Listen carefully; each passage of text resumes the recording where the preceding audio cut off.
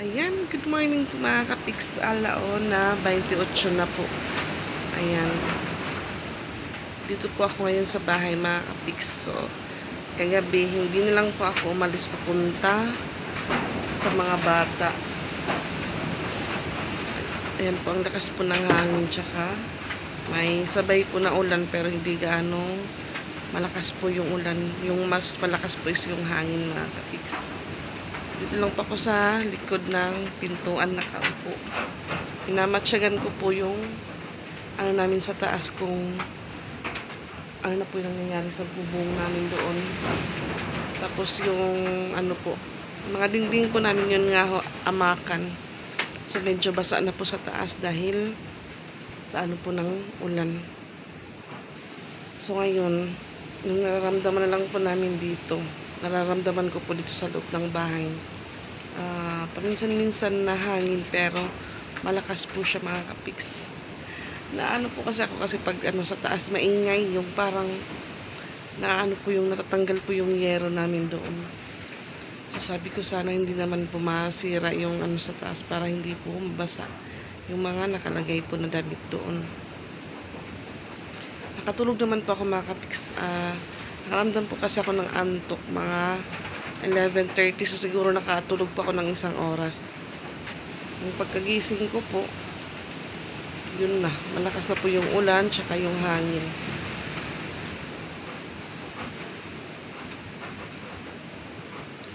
Hindi ko pa po alam kung ano na po nangyayari sa labas dahil hindi pa ako lumabas mga kapiks. At timing din po nag-brand out. Buti na lang po yung ano namin solar. Ayan, hindi po lobat. So, may ilaw pa ako dito. Pero mayroon din pa akong flashlight mga kapiks. May binili pa akong flashlight. Nung wala pa pong ano na bagyo. Ayan o. Meron pa akong naka-reading flashlight. Mas pa talaga yung hangin mga kapiks.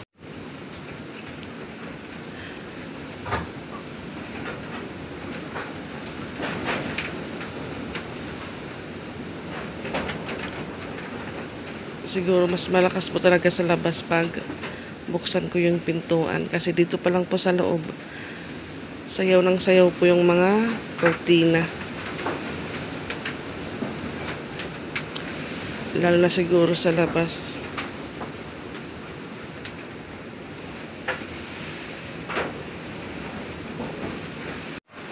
Binuksan ko po yung pintuan mga kapiks. Tinignan ko po doon.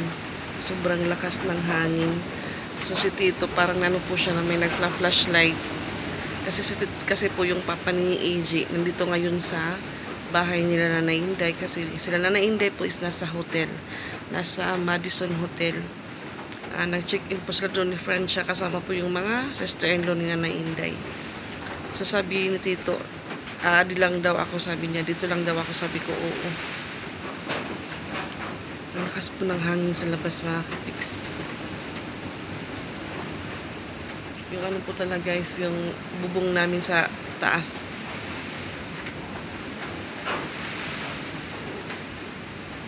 Buti na lang talaga hindi po malakas yung ulan.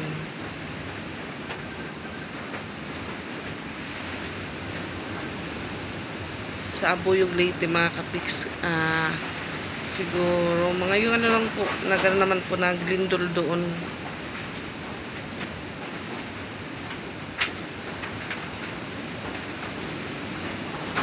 Po ng hangin.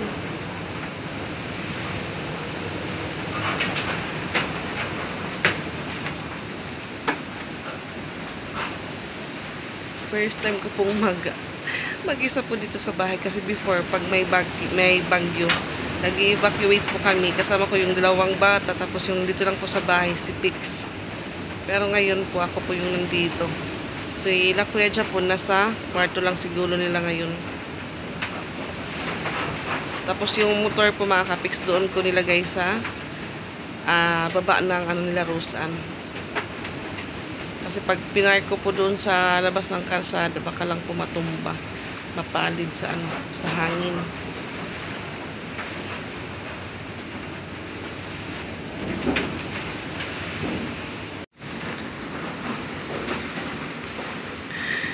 Umakyat pa ako kanina doon sa taas, tinignan ko. Ang lakas po ng hangin at yung mga gilid-gilid po mabasa na dahil yung tubig pumapasok.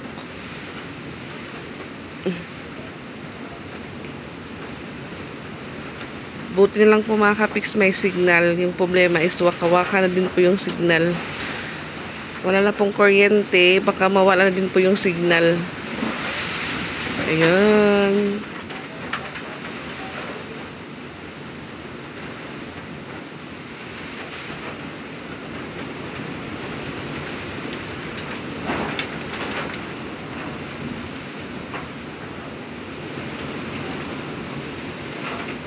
Alas 2:09 na ng umaga mga kapiks. Ayan.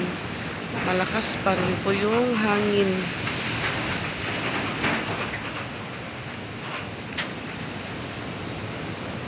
Nilagay ko po yung isang foam. Ayan.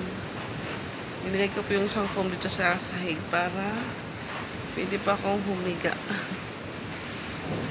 Walang tulugan. Hindi pa makakatulog sa sobrang lakas ng hangin.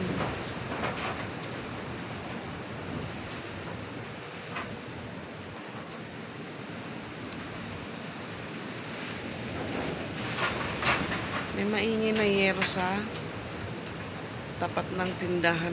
Ewan ko kung saan. Kung kay Roseanne or doon sa ano pa ni Tito Lugs.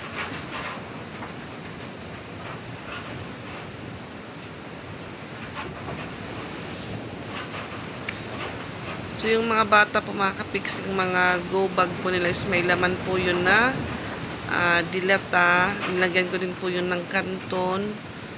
Nilagyan ko din po ng noodles. Nilagyan ko din po ng biscuit. May mga ano po yung mga bag nila mga kapiks. So anytime na gusto nilang mag-snack, meron po silang makukuha sa bag nila. Sinabihan ko naman si Roseanne, sabi ko may dala silang pang ulam. Yung problema yun nga, walang bigas. So madami naman daw yung sinaing ni Roseanne kagabi.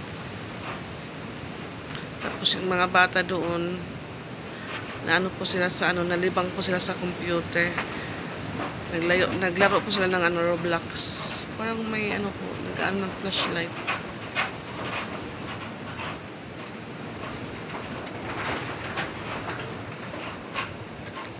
Alas 2:11 na mga kapis. 2:11 na po.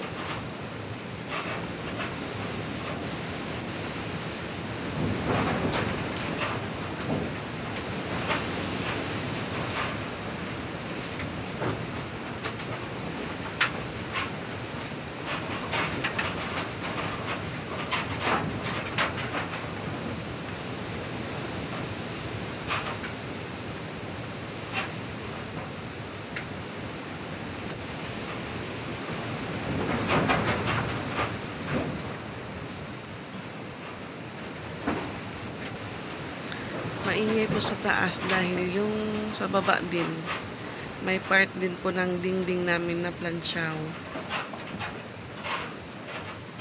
Bumabanda po yung hangin. Buti na lang po yung ano namin solar. Okay po yung ano niya, liwanag. Ayan, maliwanag pa naman po yung solar namin.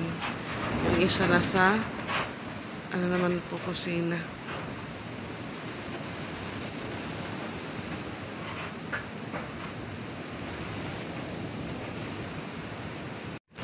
Umiga na po ako mga kapiks.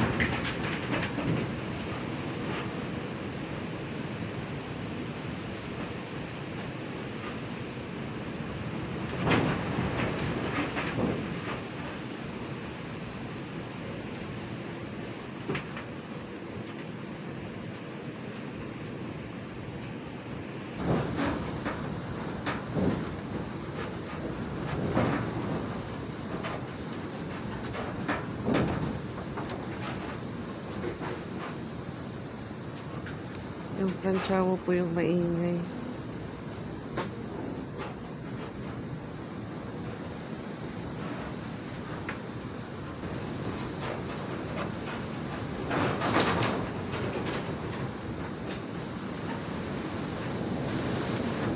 lakas ng hangin, Lord. Tama na po.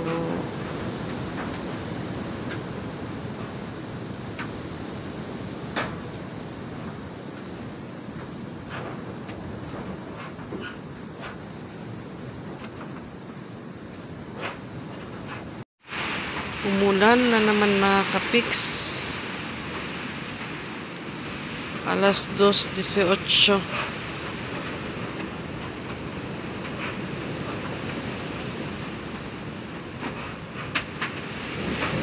Ito na.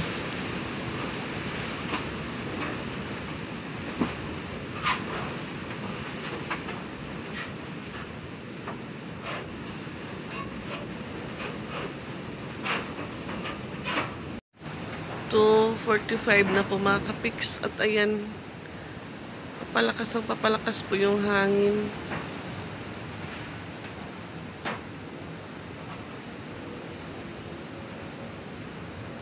Parang nagbiwisel po sa labas ng hangin mga kapiks.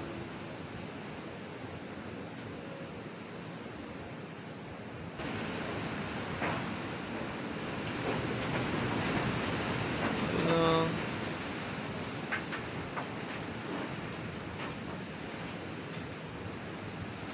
Hanggang dito lang po talaga yung video natin. Di tayo pwedeng lumabas kasi baka may lumipad po nga baka may lumipad po na yero. Nakakalabas siguro tayo pag mga 4 or 5 baka balik naman po, back to normal na po yung ihip ng hangin.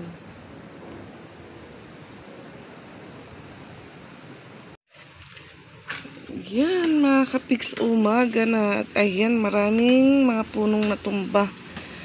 Dito sa likod po namin yung punong saging na may bunga na sana. Natumba po mga kapiks. Ayan o.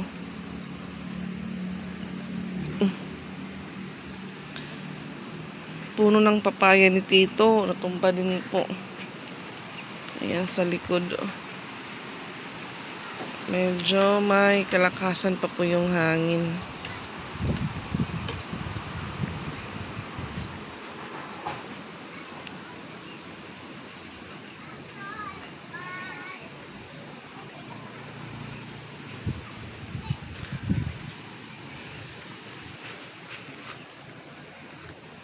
Ayan. Nasugatan po ako.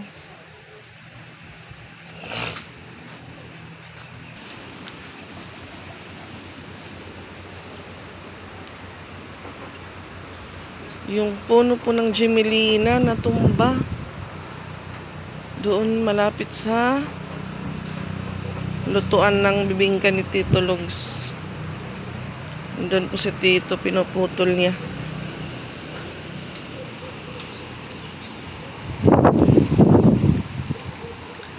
Alas 7:46 na po mga kapiks. Nakatulog ako kanina mag-alas 4. Sobrang lakas pa rin po ng hangin. Pagdating naman po ng alas 3, nandun naman po yung ulan kina Mama Dax.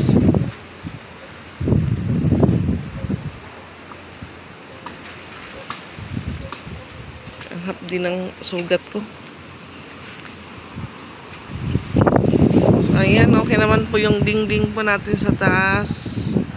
Walang natanggal na yero. Safe naman po yung bahay natin. Yung problema lang po is madami po yung dahon sa loob ng bahay. Tignan natin sa likod naman dito ang banda sa CR. Ayan, okay naman po mga kapiks.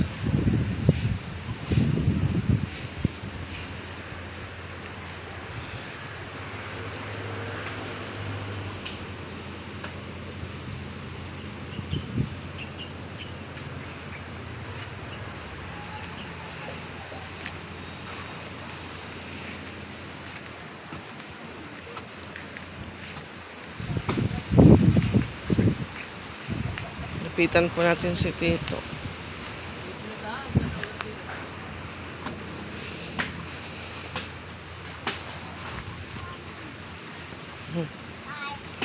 Anto, damot songo to. Damot songo. Laki na nabari man. Kay dumog na siguro ito nga puno. Ah, dito Jimelina ngayon. Ah, Jimelina.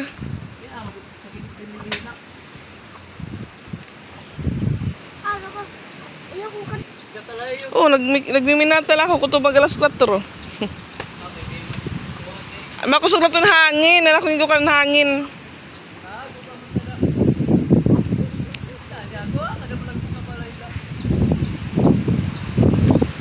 Ang lakas pa rin ng hangin.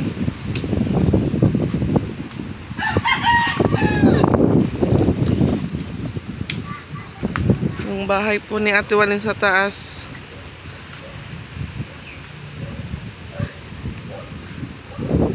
Sira na po yan. Mas nasira pa po yung dingding, yung plywood.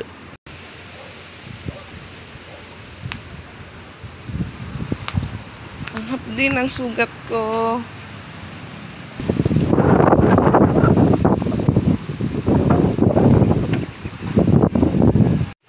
Nilapitan ko yung natumbang puno ng papaya at ayan po mga kapiks, ang lalaki ng bunga.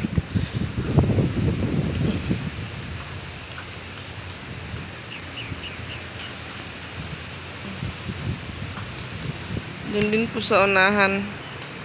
Madami yung bunga nakabalot po ng sako. Halos lahat po na halos lahat tayo nito na papaya na may bunga. Natumba. Ito lang po yung tatlong hindi natumba mga kapiks. Ang hapdi po ng sugat ko. Aray ko. Naghahanap po sana ako ng muti-muti. Naghahanap sana pa ako ng muti-muti para ilagay ko sa sugat ko. Ang hapdi. Dahon ng muti-muti pero wala pa akong nakikita.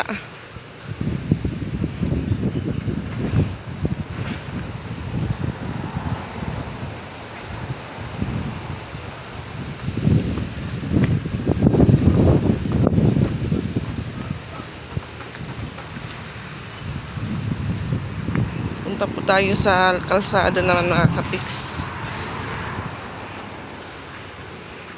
Lagyan ko na lang po ng betadine. So yan, hindi naman po gaano madami yung natumbang puno dito sa gilid ng kalsada mga kapiks. Charang.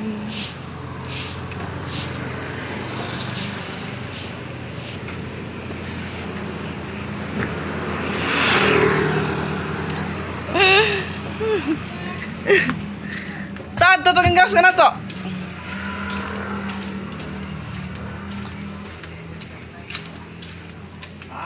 An motor, gawas ka na. Hala, natanggal yung bubong nila Rosan.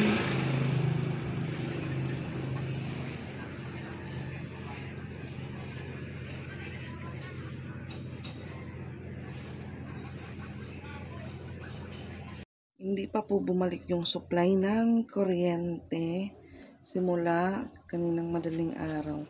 So mag-init pa ako ng tubig. Dito lang po muna sa kawali.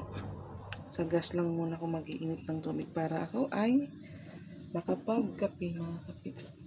So yun nga ho, kagabi pala hindi pa po pumapasok hindi pa po lumalandfall yung bagyong Tino. May bagong papasok naman po sa par na pinangalan ng bagyong Uwan naman po. So, si Rosan, baka mamaya-maya pa po yun umuwi mga kapiks. Ako na po yung foam dito mga kapiks sa sala at yung tindahan. Nabuksan ko na din po. Hindi ko lang muna din-display yung mga natirang paninda ko. Dito naman po sa likod. Kuha ko po kay Tito yung saging. Ayan, kinuha na po ni Tito. Ayaw na ito din, binilabog na ito, labog na. Malakas pa rin po yung hangin mga kapiks. Alas 9:24 na po. So ito po yung bunga ng saging. Tran, sayang po. Kadulsi to, kadulsi. Di pa to pwede prito dahil kay gugti pa ito. At yung buhok, din nagarutay mo. Nagarutay mo.